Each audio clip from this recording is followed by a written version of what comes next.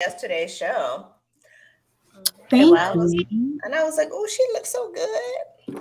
Yeah. Her Thank legs you. look so nice. You did look good Hello. yesterday, Dominique. Thank you, Edwina. You dolled up today. I'm not. Yeah. Had the little I something, little shang ding ding tonight.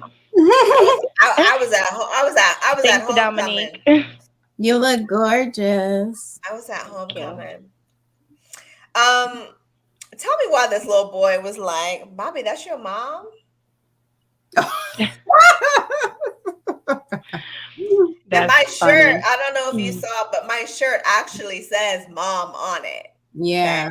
So he was like, Bobby, that's your mom. He's steady staring at me. Big That's Bobby funny. steady staring at him. Braden's like, why is he That's looking at you hilarious. like that, mom? I'm like, I don't know.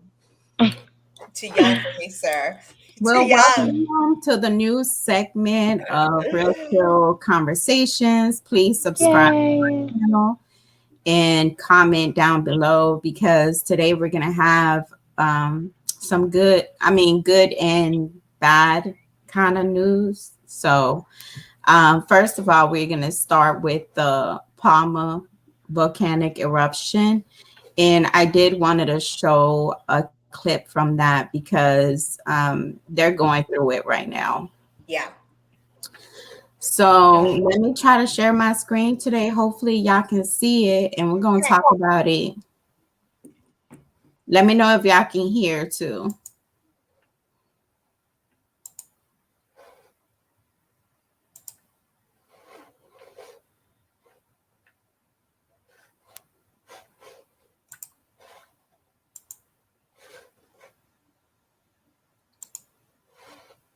Oh, wait.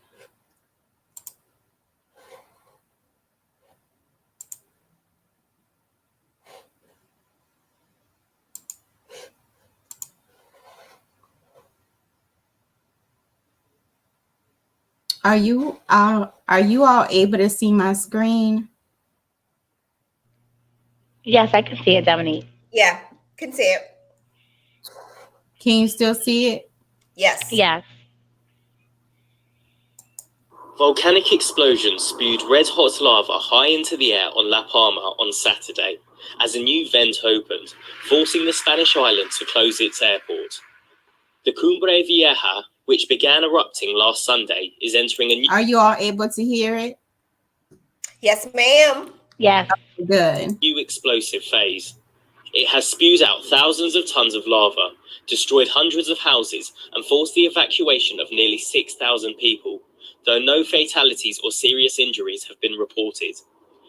Spanish airport operator Aena said the island's airport has been closed because volcanic ash has accumulated. Laura was due to fly back to Madrid for work. Teníamos prevista la salida hoy, pero nada, se ha cancelado el vuelo. Our flight was supposed to leave today, but it's cancelled. We came to the airport because the agency that organised our flight isn't picking up the phone. The phone lines have collapsed. They told us here that for tomorrow, flights to Tenerife are full, and we have to wait until Monday. That's 2 more nights, and the implications are we can't get back to work. El trastorno que supone ya no poder incorporarnos al trabajo el día que teníamos previsto. La Palma, with a population of over 83,000, is one of the Canary Islands, but it receives fewer visitors than Tenerife or Gran Canaria. The economic damage from the volcano has already been considerable, and about 15% of the island's crucial banana crop is at risk, jeopardizing thousands of jobs. Okay, so were you all able to see the clip too? Yes, we were. Okay, Yep. great. Yep. So this is what's going on at La Palma. It's really bad. I don't know if you all heard about it or not. Yes, I have, Dominique. I have heard about what's going on there, and it is very sad to see what's going on. Same. I've also heard about it as well. Hmm. My question is, what are they doing to help the people? Exactly. And then Yeah. you see they shut down the airports down, but wouldn't that be too much to inhale in for a volcanic eruption of that magnitude? I would say it is. I would say that would actually affect their health. Breathing that in like that. But once again, what is their government doing to help them the right way, providing food, shelter? Because you heard a lot of people they lost their homes. So are they homeless? Do they have a place for them to stay, or they're organizing something for them? Like we're not hearing about that. We're just hearing about people losing their homes and they're shutting down the airport. We're not hearing nothing about what are they doing to help their people, to help the people.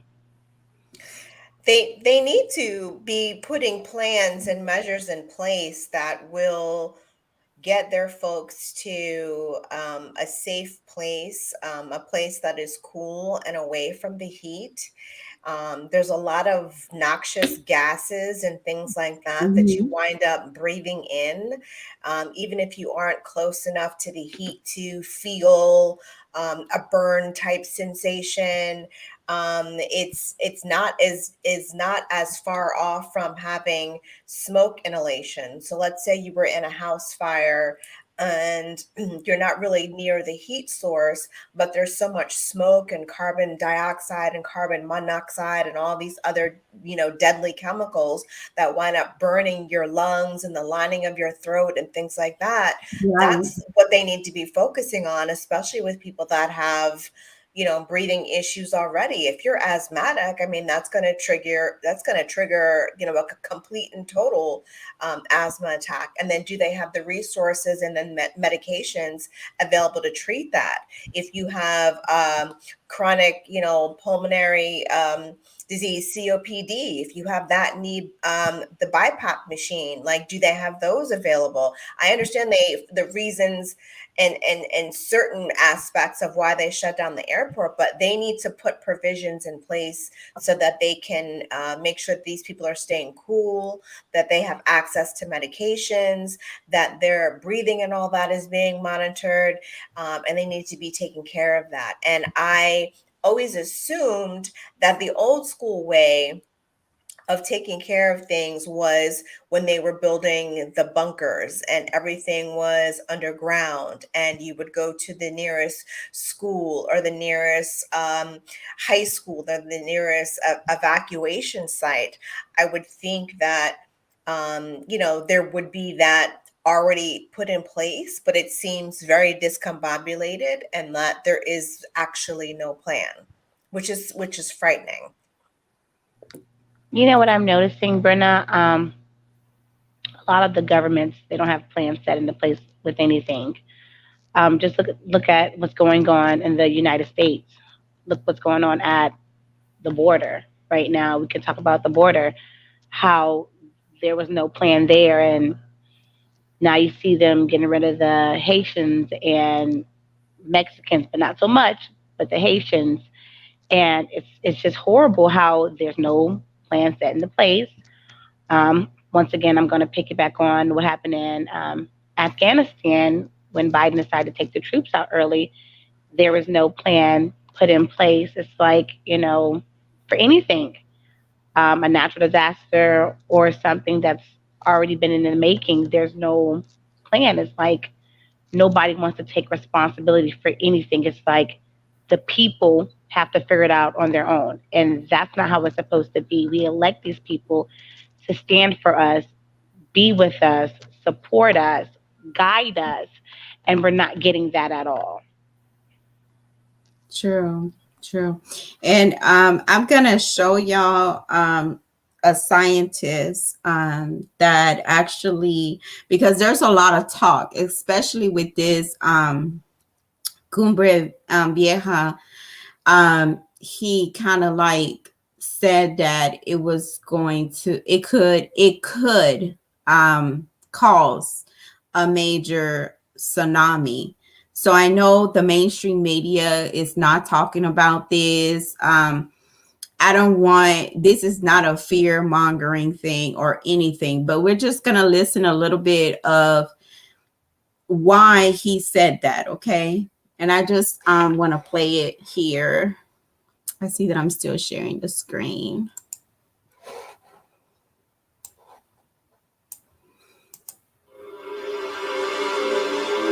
A slide from this mountain could kill millions of people in Europe and along America's eastern seaboard.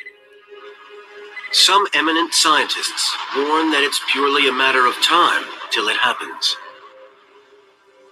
This is the volcanic island of La Palma, 700 miles off the northwest coast of Africa.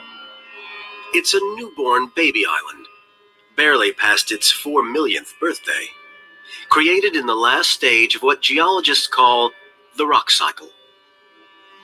Volcanoes can form land in various ways. In Hawaii, lava gently pours from vents in the ground to build up almost horizontal layers of new rock.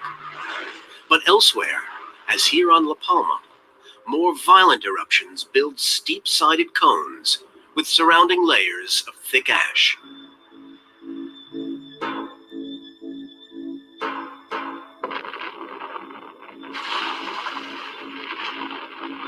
Eruptions in the past 60 years have jolted this island to the core, creating a fault line, a crack you can walk through, along the island's central spine, 6,000 feet above the Atlantic Ocean. On the western side of the fault, the land fell 13 feet down, then stopped. Geologist Bill McGuire and other scientists say gas pressures could build up in a future eruption and crack open the island along this fault line. They have traced the fault for at least 9 miles along the island ridge. And they believe the fault is so long that when it cracks open, 500 billion tons of rock will slide thousands of feet down into the ocean. So it's going to go during a future eruption, there's no doubt about that. The problem is eruptions occur sometimes every 20 years, sometimes every 200 years. McGuire paints a terrifying fantasy picture of what anyone standing on the top of the landslide would see and hear. I don't know if anybody's heard the noise made by this amount of rock sliding against another great chunk of rock, but I always imagine it as if there are a million fingers scraping down a blackboard. The slide will reach a speed of more than 220 miles per hour. So you would be hurtling down the slope of the volcano. It would start to break up into smaller pieces as it entered the ocean, but by then it would already have displaced something like half a mile of water, which would be towering above your head, and that would be probably the last thing you'd ever see. Spectacular way to die. McGuire believes the impact with the ocean will create a dome of water nearly 3,000 feet high. This is a mass of rock which is probably bigger than Manhattan Island. And when it collapses, it will generate ocean-wide tsunami, which will be at least as devastating as those that struck the Indian Ocean. The vast amount of energy pumped into the ocean will create what one scientist has called a mega tsunami. Tsunami waves racing out in all directions. Computer predictions suggest they could even travel 4,000 miles toward the eastern seaboard of the United States, losing some, but not all of their power along the way. That wave will travel all the way across the Atlantic Ocean to the east coast of North America. But the water itself won't move all the way across. The individual particles in the water will transmit the energy to one another.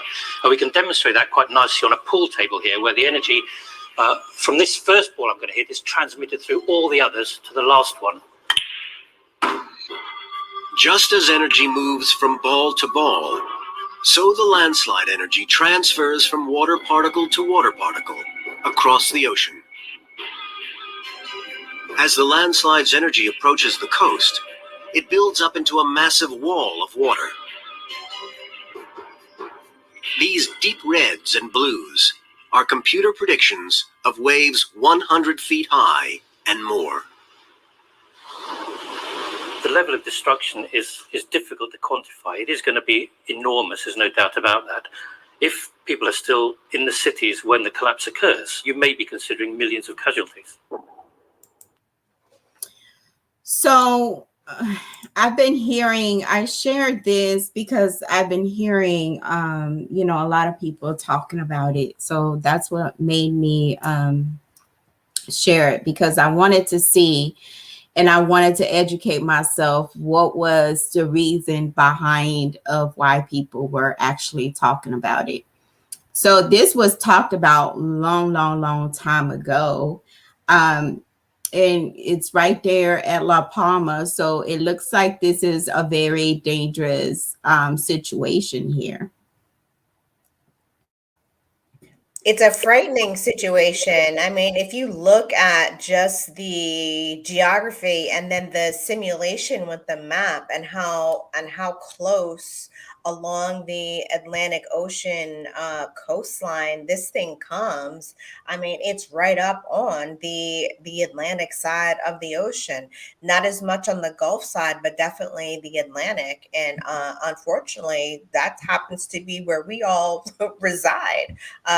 Florida definitely is in for some trouble, and we're not that far off from Florida. It's very close to us. So a lot of times when there is trouble in Florida, there's storms in Florida, there's weather in Florida, and other states either above us or next to us, then Georgia itself finds itself in a situation of being in some quote unquote trouble. We've had some pretty bad situations with hurricanes, tornadoes, hailstorms, unexpected weather where the wind was so much it was knocking down trees and they were falling into people's homes and into their cars. So imagine if we have something like this of this magnitude that reaches us.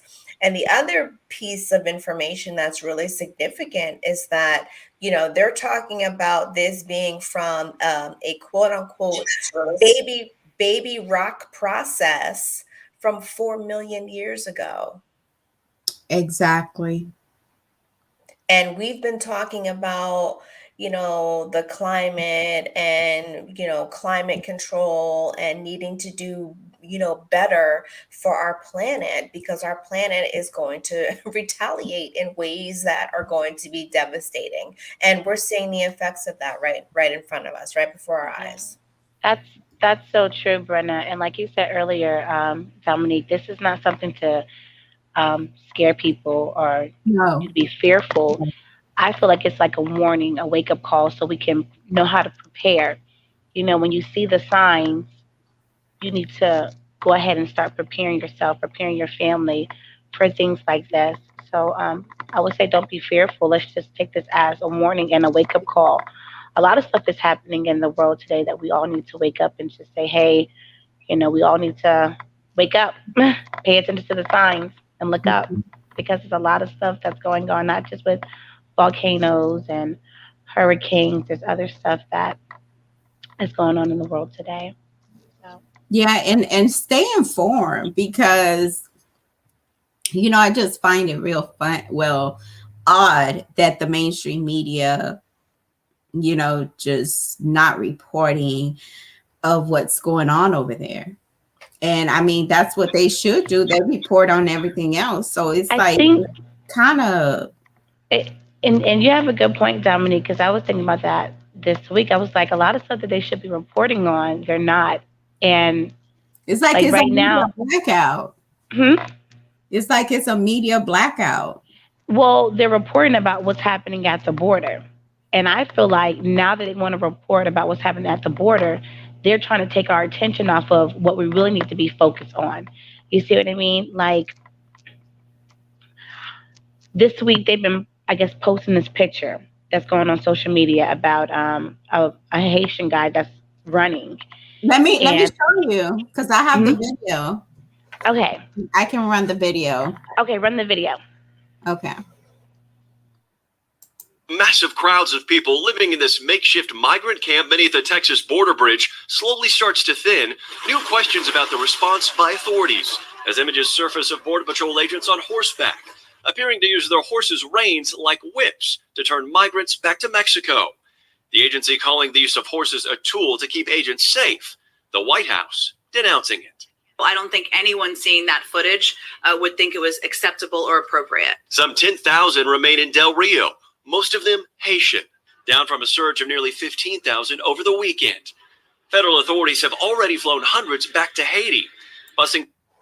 There you go.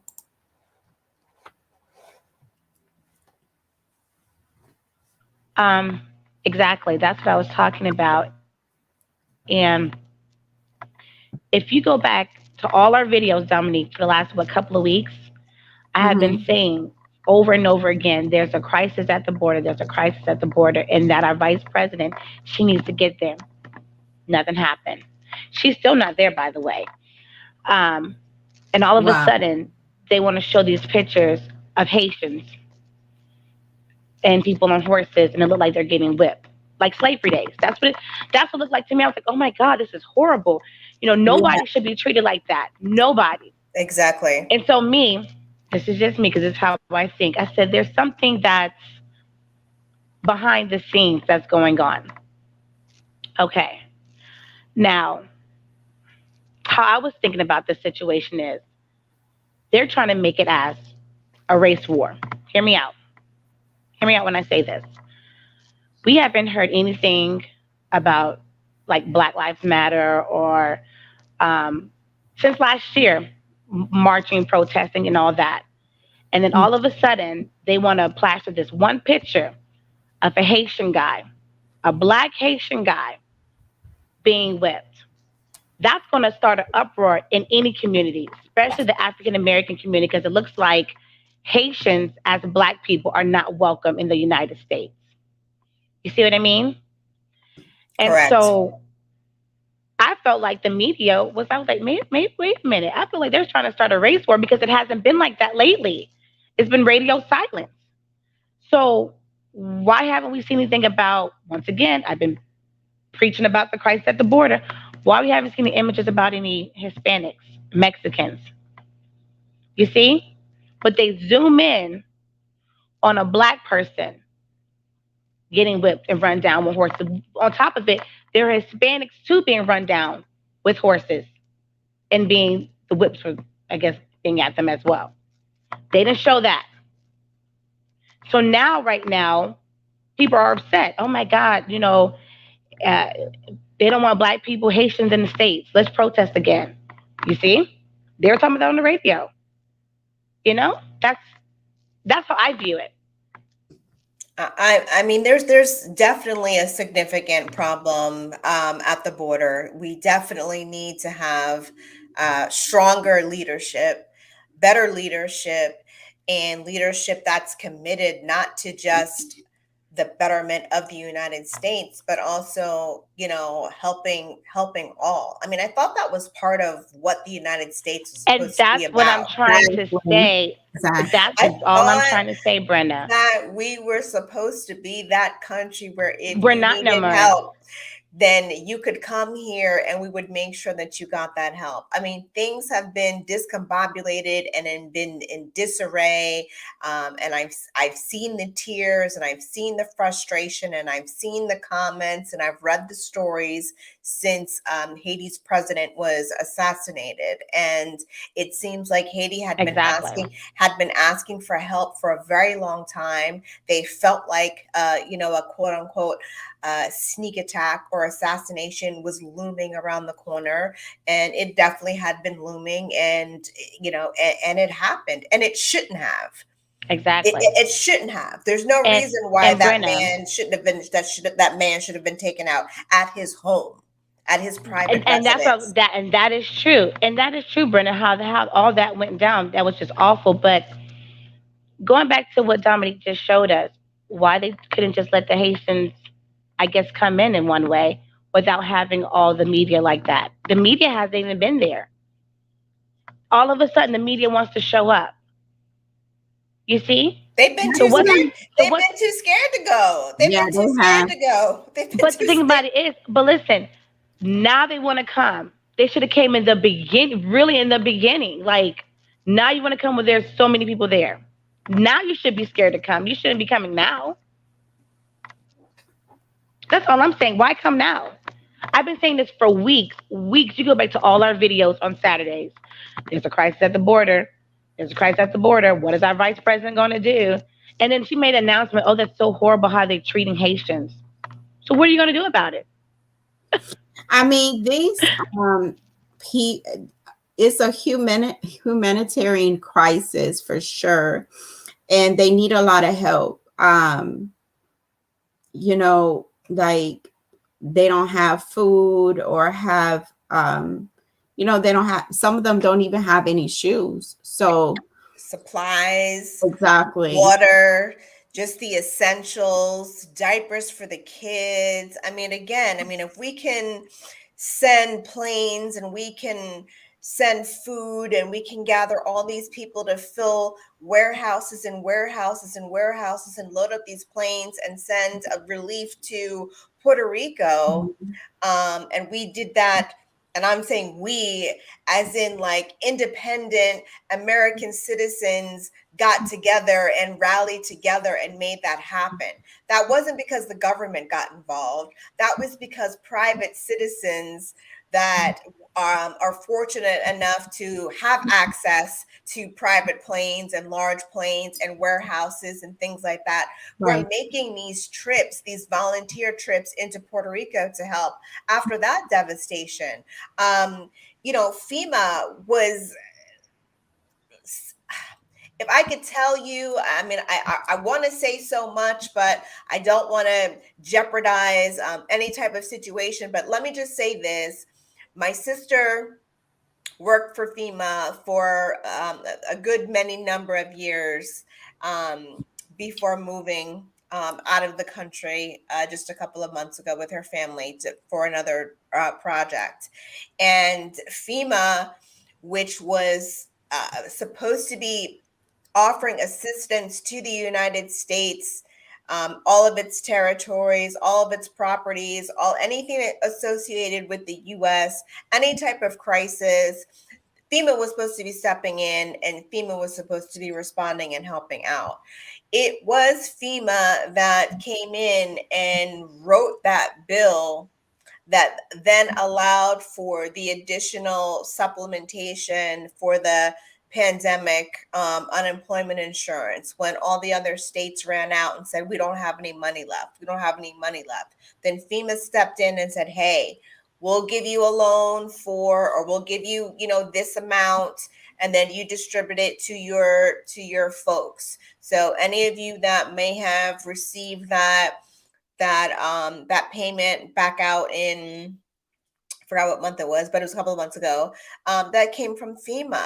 So I don't understand why we're not getting that same kind of involvement when it comes to being able to get supplies loaded up on planes and get these planes in here to offer assistance. It's not like we don't have the resources. Like what is the issue? Who makes the decision?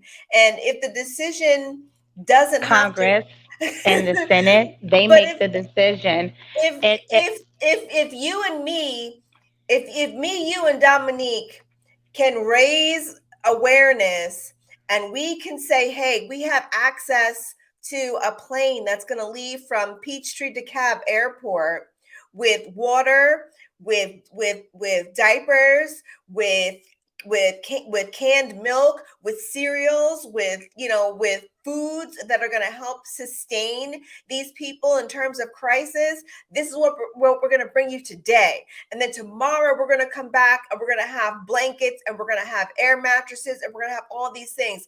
If the three of us can coordinate that and make that happen because of the connections and our networking and our access to resources, then why can't our government do that?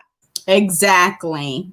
But I get what Edwina is saying also. Like her point was, you know, all of a sudden the media want to show up and show these images. And it's the images of Black people. It's like, come on now, that does something, because we're already on edge with all the shootings and the But you violence know and what? everything. Actually, I understand your point, but I also think that people think they can get away with anything nowadays too. So it is a good thing to catch people in action.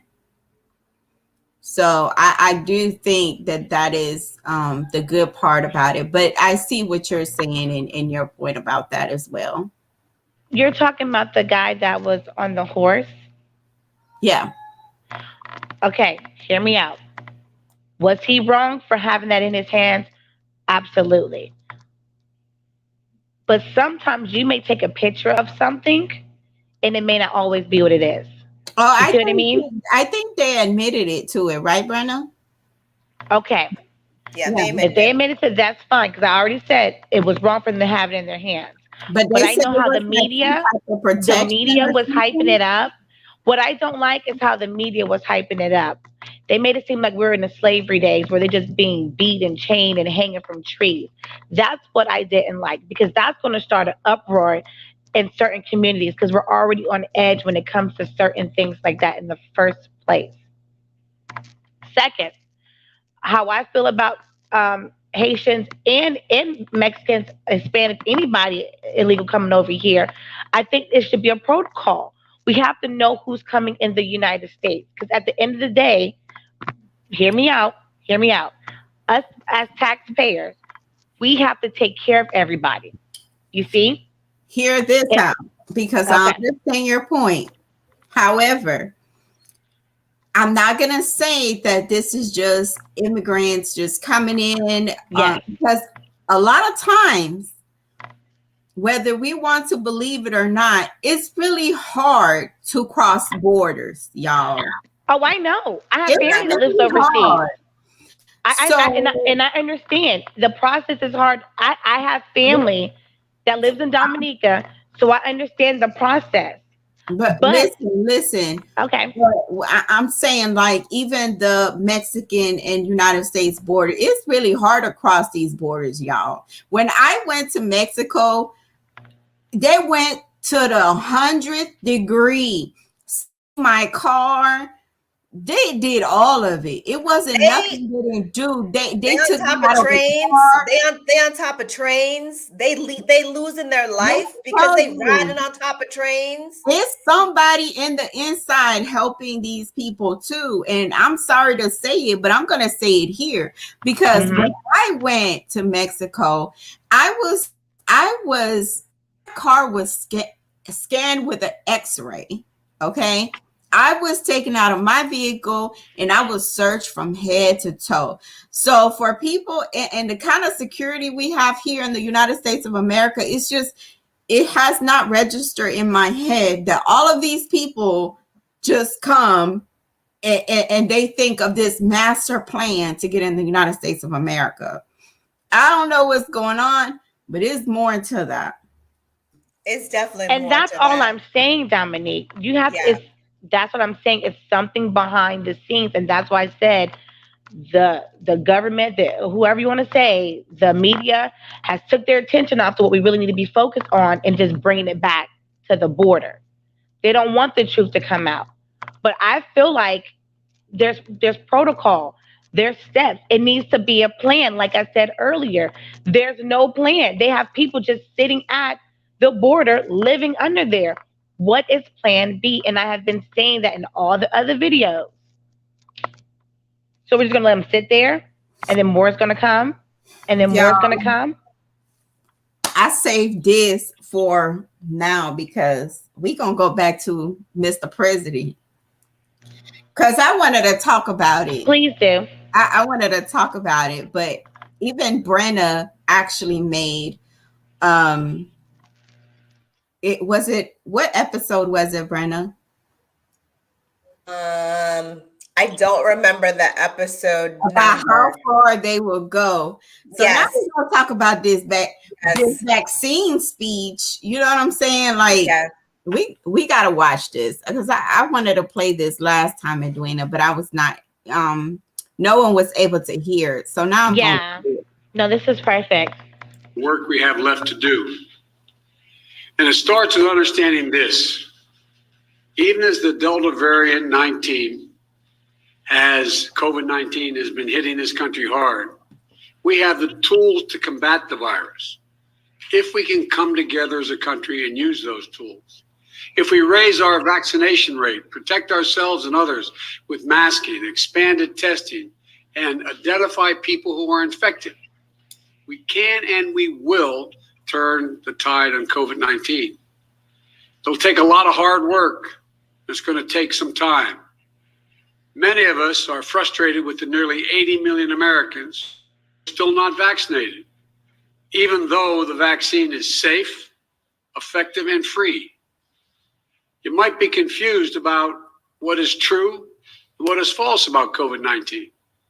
So before I outline the new steps to fight COVID-19 that I'm going to be announcing tonight, let me give you some clear information about where we stand. First, we've made considerable progress in battling COVID-19. When I became president, about 2 million Americans were fully vaccinated. Today, over 175 million Americans have that protection. Before I took office, we hadn't ordered enough vaccine for every American. Just weeks in office, we did. The week before I took office on January 20th of this year, over 25,000 Americans died that week from COVID-19. Last week, that grim weekly toll was down 70%. And in 3 months before I took office, our economy was faltering, creating just 50,000 jobs a month. We're now averaging 700,000 new jobs a month in the past 3 months. This progress is real. But while America is much better shape than it was 7 months ago when I took office, I need to tell you a second fact. We're in the tough stretch, and it could last for a while. Highly contagious Delta variant that I began to warn America about back in July spread late summer like it did in other countries before us. While the vaccines provide strong protection for the vaccinated, we read about and hear about and we see the stories of hospitalized people on their deathbeds among the unvaccinated over the past few weeks. This is a pandemic of the unvaccinated. Did y'all hear that? This is the pandemic of the unvaccinated. Are you talking about that part? Yeah. Successful I sure did. Despite the fact that for almost 5 months, free vaccines have been available in 80,000 different locations, we still have nearly 80 million Americans who have failed to get the shot. And to make matters worse, there are elected officials actively working to undermine the fight against COVID-19. Instead of encouraging people to get vaccinated and mask up, they're ordering mobile morgues for the unvaccinated dying from COVID in their communities. This is totally unacceptable. Third, if you wonder how all this adds up, here's the math. The vast majority of Americans are doing the right thing. Nearly 3/4 of the eligible have gotten at least one shot. Over experiment? Listen, we had to just pause right there. We got to Dominic, pause just take him down. Because they're not even the ones that are dying from the shot. They're not putting it in there. They're leaving it out. Just take him down. Take him down. I got my camera on and we're on live and my face is not the best right now. So I'm trying not to, look a certain way on live. Take him down, Dominic. We have been battling this pandemic, and we didn't even realize we were battling this pandemic because by the time they had let us know that we were in a pandemic state, it had already been going on. The reason why it's called COVID-19 is because they discovered in 2019 that there was this SARS-2 virus disease, this SARS virus that was making its way out of where it should have been locked up in the lab because originally it was supposed to be used for biological warfare. Now, this didn't just come from anywhere. This didn't just come from the monkey from the bat that jumped down and bit on the pig and whatever. They've known about this. And then they gave it a name in 2019, but they didn't let us know until 2019 was at the end. And then here we are, it's 2020, right? It's 2020. They're letting us know about this pandemic that is approaching, letting us know about these protocols that we need to be taking. And then by March, we shut down. The kids stopped going to school. And everyone was like, oh, it's just going to be for a couple of weeks. I said, they're not going back. They're not going back to school the rest of this year, and they didn't. They spent an entire rest of the school year at home, and then the beginning of a new school year at home. So for years they've known about this, and now you want to turn around and you want to blame it on the fact that it's the unvaccinated that are responsible for the spread of this disease? Really? Because I thought I'm reading reports and I'm seeing stories about people who have actually been vaccinated and now they've caught the breakthrough Okay, Brenna. Exactly. variant of this Okay, disease. Brenna. You hit it right on the head. I just sent Dominic a video this week of a 16-year-old boy. His father vaccinated him. He passed away. They're not documenting all that. They're trying to leave that out. But if you pass away, if you're not vaccinated, they want to, they wasn't vaccinated. Let's report that. You see what I mean? Yeah. I don't like that. I didn't like that speech. And I'm just going to be honest. I felt like he was coming at the unvaccinated people like, it's your fault. Because he was coming at the he absolutely was coming at the unvaccinated. Exactly. That's exactly what he was doing. He was just saying that. Like, if you're not vaccinated, you're the problem. You're the one that this keeps going on. No, the government's the problem. They're the one that put this thing out, and they can't keep it under control. And then they want to give somebody a boost shot every 6 months, and it's going to go from 6 months to 3 months soon. They don't know what to do. There's no plan. Because now Dr. Fauci is like under fire. Like, this is the same guy that actually helped fund it, right? You talking about the same guy that helped fund it? Lying on the documents. So unless you're backtracking what you're saying, exactly. I don't know. You tell me. Let me tell you, and I hate to say this, and I've never been the one to say this. Get your own facts. Know your own facts. Don't trust the government. I'm sorry. That's how I feel now. Like the government is underlying cricket. Yeah, but you're not going to the problem that I'm having shouldn't be like that. And really, it shouldn't be like that. So uncomfortable is the fact that you are coming for the unvaccinated at this point. So you're talking about, okay, by the time you took office or right before you took office, there wasn't even enough vaccine to go around for everyone. Now there's enough vaccine for everyone. The vaccine is free. It doesn't cost you anything. You don't have to pay for it. We'll take care of it. All we need you to do as an American citizen, be a good old American citizen and just go get your vaccine. And once you go get your vaccine, we'll have really done our part in flattening the curve and making sure that this disease doesn't continue to happen. Yet we still get letters coming home from principals and superintendents that vaccinated teachers have now passed on. I just had three this week, Brenna. To our children. Okay. Yes. So that vaccine, you can take that vaccine and shove it where the sun don't shine at this point, because you're forcing people to get this vaccine, saying that it's the reason why the disease continues to spread. But it seems like y'all just don't have it under control, period. So I don't even know what you're vaccinating against. If there's the Delta variant, I'm sure there's the X-ray variant and the W variant. There's multiple variants of this SARS, just like there's multiple variants of rhinovirus and multiple variants of the flu. And I'm not telling you to get vaccinated or not get vaccinated. What I'm saying is the government has no business pointing the finger at us, telling us that it's our fault for not getting vaccinated, and we've made this available to you. Y'all should have gave us the information. There is proof exactly that vaccinated people are also spreading the virus. That's not true. Exactly. And I've always said I have nothing against being vaccinated. I just said I want to know the facts. I want to know the truth. I want to know what I'm putting in my body. I want to know what my kids are putting in their body. That's the only thing I have ever said. And it has not even been, 2-3 years. And I'm just supposed, let me take this shot. No. And then they were handing out money. That makes me think, why are you handing out money for people to take a shot? It's like, what is behind the scenes? You're not going to hand out money for somebody just to take a shot. When I take the flu shot, do I get money?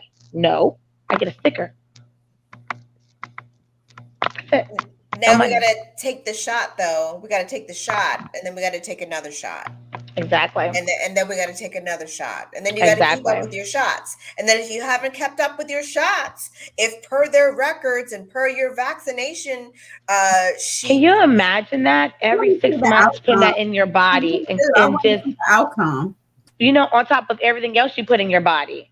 You know, what if you have to take shots for other things, Right. and then you're taking a shot for the virus? All that's getting inside of you, like, that's not good at all. And the people that I worry about and I'm concerned for significantly, I mean, when they talk about these pre-existing conditions, you talk about high blood pressure. Well, y'all already know the inside story there. Hey, you talk about asthma. Hi. You talk about any other type of COPD. You talk about anyone that has limited kidney function. You talk about anybody that's in a state of having blood clots, anyone that's in a state of having any type of inflammatory response in their system. They don't know still how this SARS virus, how COVID impacts that, and why it's so difficult, and why it flips people so quickly that have these quote unquote pre-existing conditions. So you want me to just take this injection, and maybe I go from having, 2 asthma attacks a month to now I'm having them, every other day, and I'm relying on medication. And maybe I've gone 4 months without having any blood clots, but now I'm in another situation where I'm on, the 2 IV heparin drip again, because now I've got blood clots. Where did they come from? Why is my body in an inflammatory state? And remember, they fired the nurse because she actually recorded it. I can't show the video on here, but just go back to the last video on the news segment, because I posted it there. She actually recorded them firing her because she didn't take the shot. And I told y'all, what I learned when I was flying back and forth from here to Jacksonville. I mean, Delta is going to deduct $200. They're in effect charging their employees $200 for being unvaccinated. So if you're unvaccinated and you work for Delta in any capacity, it doesn't matter whether or not you want to go even further than that. My question is, where's the $200 going to go? Right. Like what? Like you're telling me to give you $200, but where is it going to go? Is it going to go to the help with the virus, or is it go to Delta? Taking it out of my paycheck, and then it's supposed to be sitting in a fund, and I guess Delta is supposed to be using that to help, improve their process in terms of sanitation and things like and things like that, because so they work, right? They work a full shift. Yep. And out of their paycheck, they have to take out $200. Yep. Because they're not vaccinated. Is any other airline doing that? I haven't heard of any other airline doing that. I won't be flying Delta. I'm saying that on live. I will not be flying Delta. Y'all, November 1st, it's going to go down, because people make sure wherever you're at November 1st, you're by your family, because this travel restriction is about to get even. Well, I hope not, because I already bought my plane tickets, not with Delta, by the way. I already bought my plane tickets to go to DC for Christmas, so I don't know how that's not going to happen. So, well, they're saying, and I just want to make sure I have this right. Let me just go back to the article here. You are right, by the way, Dominique, because I had a bunch of Jacksonville appointments that were scheduled for the end of November, for mid to end November, going into the first and second week of December. And they rearranged all of my appointments and said, it's because they wanted to get they wanted to expedite my case and my process and what was going on. But 2, they were concerned about the travel restrictions, and they were asking how was I So what? traveling. I'm And not trying to cut you off, Brenda. What's okay. the travel restriction? I Here need it to know goes. because, like I said, I already bought my plane ticket. Huh? Here it goes right here. I found the article. It says foreign nationals. Can you show it on the computer or no? It's fine if you can. I understand. Yeah, it's No, just read it to me. It's fine. okay. It says foreign nationals flying to United States will be required to be fully vaccinated against the virus when the policy takes effect in early November. Vaccinated travelers will also have to test negative for the virus within 3 days of departure. And unvaccinated Americans returning to the United States will be required to test negative within 1 day of leaving and again after arriving. Yeah, and France won't even let you enter their country if you're not vaccinated. Doesn't So matter you if you have a go somewhere. negative. So let me get this straight. So I will have to get a COVID test right before I fly, and then when I get to DC, take another COVID test Yes, to come back. to come back. Okay. And then you may have to also quarantine. Quarantine. Quarantining is still not off the table. So you still might have to do a 10 to 14 day quarantine. So let me ask a question, because quarantine here, like just basically where you said is quarantine, right? You just can't go anywhere, right? Yeah, it's your You have to isolation. stay inside. Yeah, But that's the thing, like they're not monitoring you. So let me tell you something. Yes, So they are. Oh yes, they are. Yeah. Oh yes, they are. Yeah, they're monitoring you. Yes, They'll be ma'am. monitoring you. Yes. There'll be How? there's a CDC, a whole CDC department and CDC officials that will be wherever Edwina is staying at. So if you're Okay. at XYZ hotel and you're supposed to be quarantining before Okay. you return travel back from DC to Okay.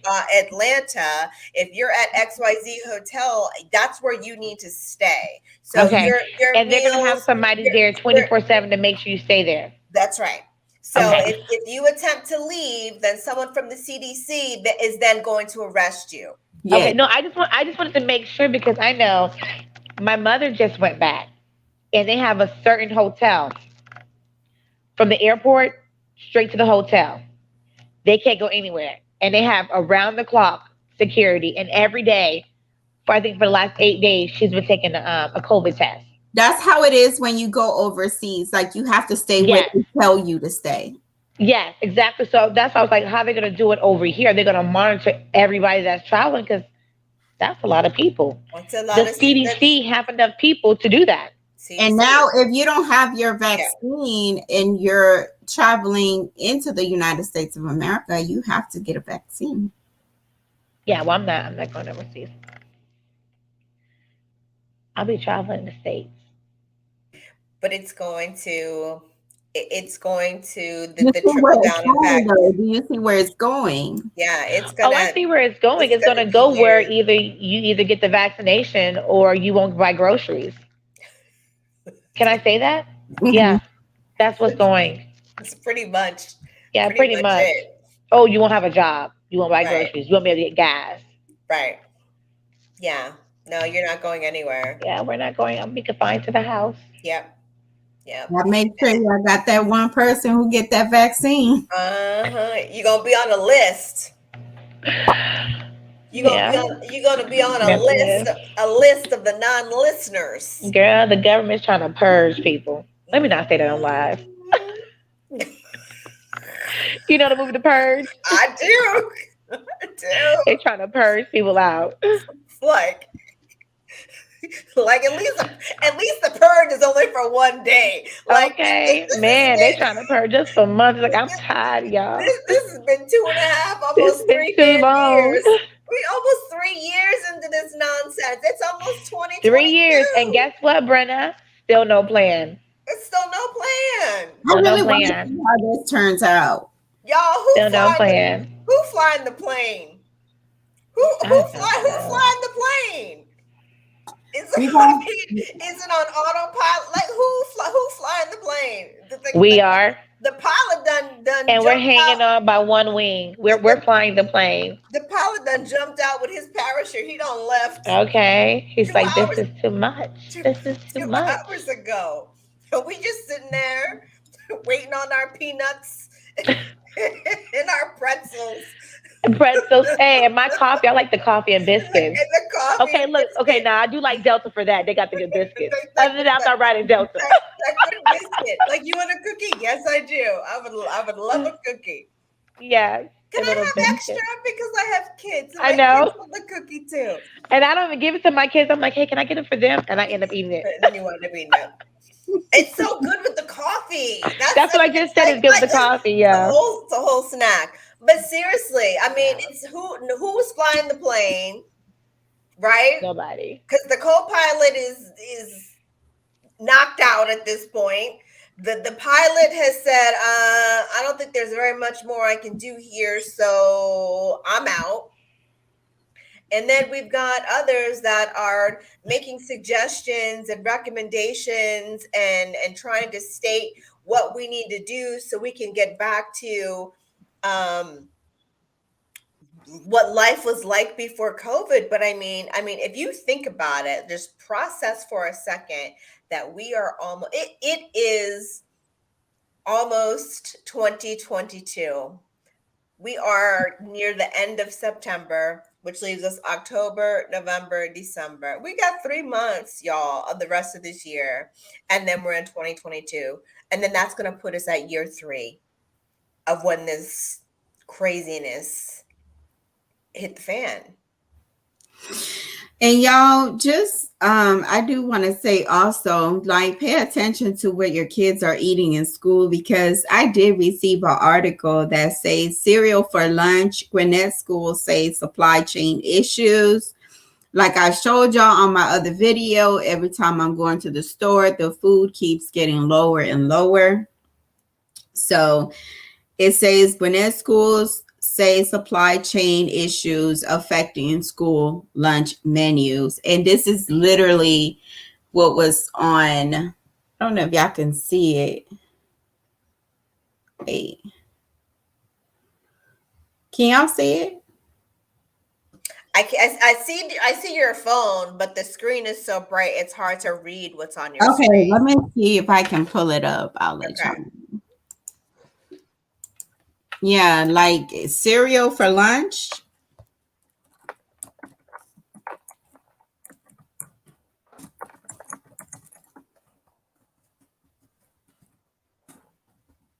What happened to the sandwiches and the grilled cheese? Why we having cereal for lunch? Yeah, like here it goes right here. I know, Brennan, they was giving ham and cheese sandwiches at one point. And now we're at cereal for lunch? Yeah. Let me see if I can share this little article here. Okay.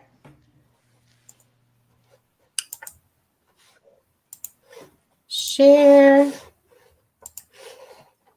School nutritionists in Gwinnett say they're struggling with food supply chain issues, and it's affecting school lunches. Channel 2's Gwinnett County Bureau Chief Tony Thomas is live. And Tony, parents have been reaching out concerned their kids aren't getting enough to eat at school.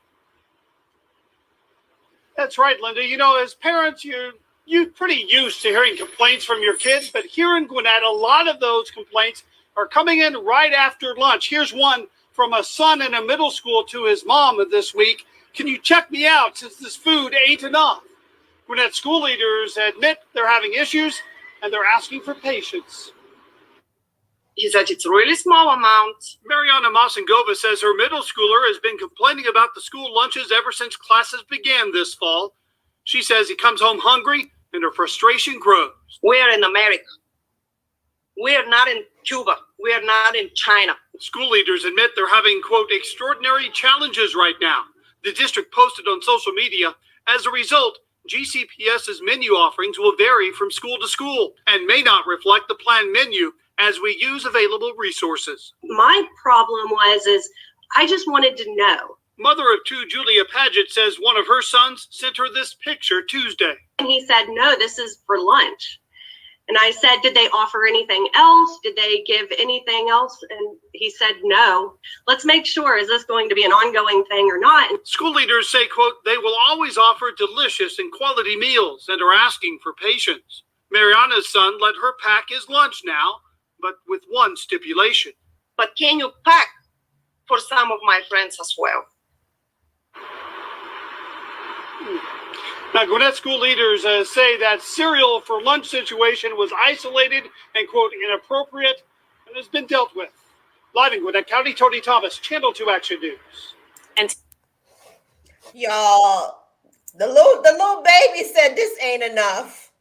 The little baby said this ain't enough. Yeah. No, but that's true though, because Jeremiah, my son, he comes home hungry all the time. Boys. Mm-hmm. Yeah, especially the boys. And it's disturbing because Gwinnett is one of the And that's in Georgia, y'all, if y'all really want to know. Sought after school districts. What'd you say, Dominique? In Georgia. I'm saying, and Gwinnett is one of the sought after school districts in Georgia. Brenda, it's actually the best. They're like, we don't want them in Cobb. We don't want them in DeKalb. Nope. We don't want them in, we don't want them in Henry. Fulton. We want them in, we definitely don't want them in Fulton. We want them in Gwinnett. And they getting, the little baby getting cereal for lunch and 3 fish nuggets. Come on now. What are we paying for? What are we paying for? Yeah. But that's what I say, y'all, just prepare and make sure you're going to the store, getting you some canned food, getting you some water. You never know what may happen. It goes from a natural disaster to food shortages in the Walmarts and Kroger's and whatever, because they don't have people to bring in the food. So I have a bunker. I got a bunker with pasta, with all different kind of pasta sauces. Same here, Brenda. Red beans and rice, black beans and rice. We raviolis. I had the same thing, Brenda.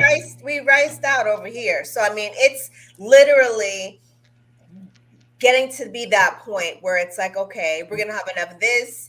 We'll try to get as much of a vegetable as we can in. Hopefully we can, we can freeze a lot of proteins and things that we can cook and go ahead, like I like to get the big packs of chicken and then we go ahead and, grill that. And then we have that. And I have that so that when they come home and they're talking about they're hungry, they can eat something and it's not cereal, because that doesn't fulfill you. It's sugar, and you burn through that as an active child within 30 minutes. Exactly. And then you crash. Yeah. Exactly. I know for mine, I have to buy like pizzas and chicken nuggets and stuff I know they like. And half the time I'll cook like a big dinner and I have them say, hey, just eat leftovers and I'll cook another dinner for them. That's what I usually do. They enjoy it. Exactly. Like what used to be the big dinner and you had leftovers. It's like you have the big dinner, then you have leftovers, and that's for when they come back from school and then you got to turn around, you got to cook another big dinner again. Yeah. That's why I love my crock pot. And the I air just put fryer. everything in there. Like you got the crock pot, the Instant Pot, the air fryer. Exactly. I got the use double all ovens. of them. That's how I use all of them. 2 grills. We good. I'm like, what you want tonight? Right.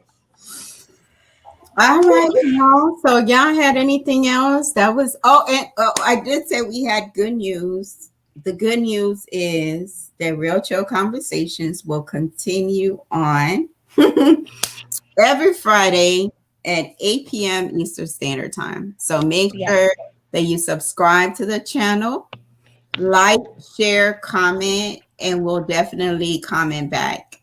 So we'll definitely comment back. We're definitely gonna have some really cool surprise guests in the building. So yes, we are definitely gonna keep keep it going. And then Yeah. our Saturday news segment, we can't, that's just not gonna stop until changes are made. And literally, if it comes down to us having to get into organizing relief efforts, then maybe that's something that we need to look into for sure, because this doesn't make any sense. It's not making sense. Absolutely. And we got to make it make sense. Bye, y'all. Bye.